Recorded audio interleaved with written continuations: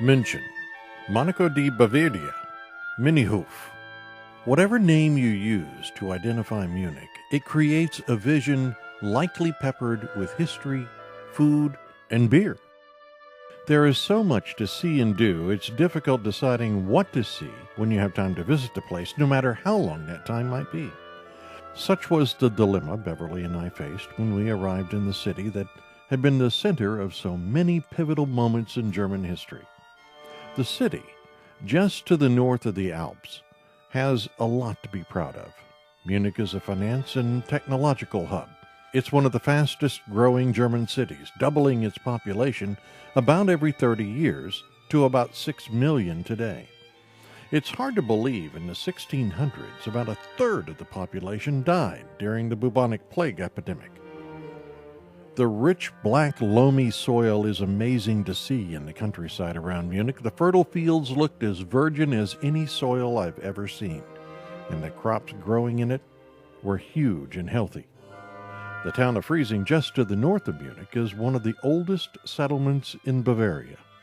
The monastery created several important religious documents between 900 and 1200. The Freising Cathedral is where Pope Benedict XVI was ordained as a priest. Pope Benedict's papacy ended in 2013. The ornate cathedral is the result of church buildings that began here almost 1,300 years ago. The place burned down on Palm Sunday in 1159. St. Corbinian, who is credited with taming a bear that killed his horse, using that bear as a pack animal to carry his belongings as he was traveling from Bavaria to Rome, is now entombed in the Freising Cathedral. The St. Peter and Paul Church is also considered a significant part of the diocese and is under renovation right now. Down the road, in Moosburg, the community has been around a bit longer. It has a vivid history dating back to the 8th century. Half the town was burned down during the 30 Years' War in 1702. Another disastrous fire almost leveled the downtown area about 150 years later. Wars have pounded the town of Moosburg, including World War II. It was the home of the largest POW camp run by the Nazis, Stalag 7A.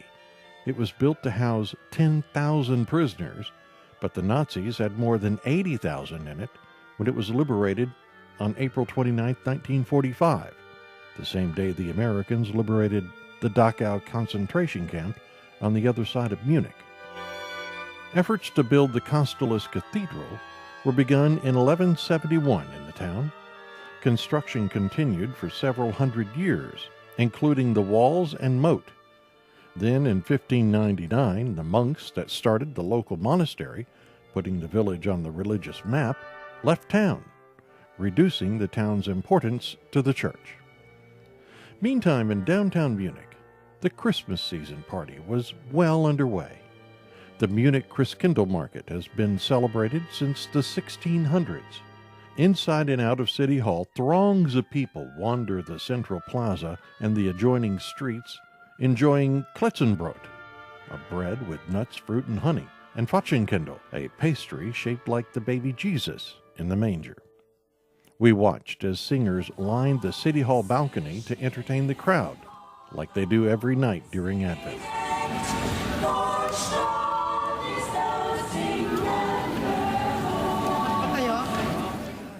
The square is bordered by new and old town halls and St. Peter's Church, the oldest church in the Old Quarter.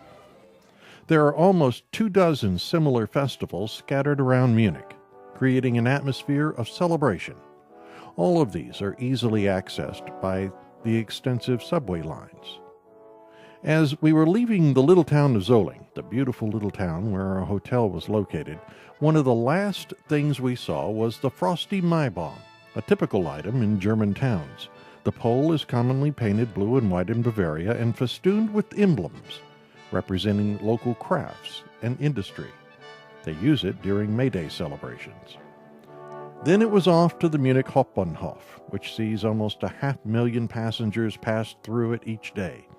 Those thousands of people were reminders of just how busy this city is and how quickly they are pushing Munich forward.